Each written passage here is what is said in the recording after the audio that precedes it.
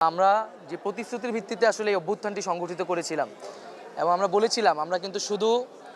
স্বৈরাচারের পতন নয়, শুধু ব্যক্তির পরিবর্তন নয়, আমরা ব্যবস্থার পরিবর্তন চাই, ফ্যাসিস্ট ব্যবস্থার সমূলে উৎপাটন আমরা চাই। তো সেটি আমাদের মূল উদ্দেশ্য, সেজন্য রাষ্ট্র কাঠামোর আমূল পরিবর্তন করা এবং গত রেজিমে,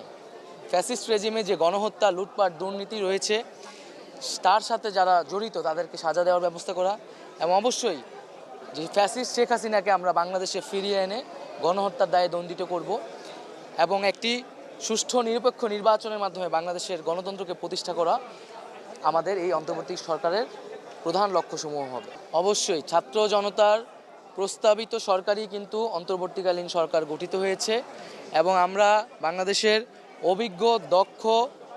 ব্যক্তিসমূহকে, নাগরিক সমাজের প্রতিনিধি সমূহকে কিন্তু এই প্যানেলে যুক্ত করেছি এবং এখানে নানান মতের মানুষ রয়েছে এবং পুরো বাংলাদেশকে প্রতিনিধিত্ব করার মতো কিন্তু একটি অন্তর্বর্তীকালীন সরকার আমরা মনে করি গঠিত হয়েছে।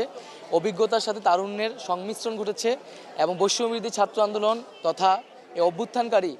ছাত্ররা কিন্তু একই সাথে যেমন সরকারে প্রতিনিধিত্ব করবে, একই সাথে রাজপথে তাদের উপস্থিতি থাকবে। উভয়ে মিলে আমরা এই বাংলাদেশকে একটি সুন্দর ভবিষ্যতের দিকে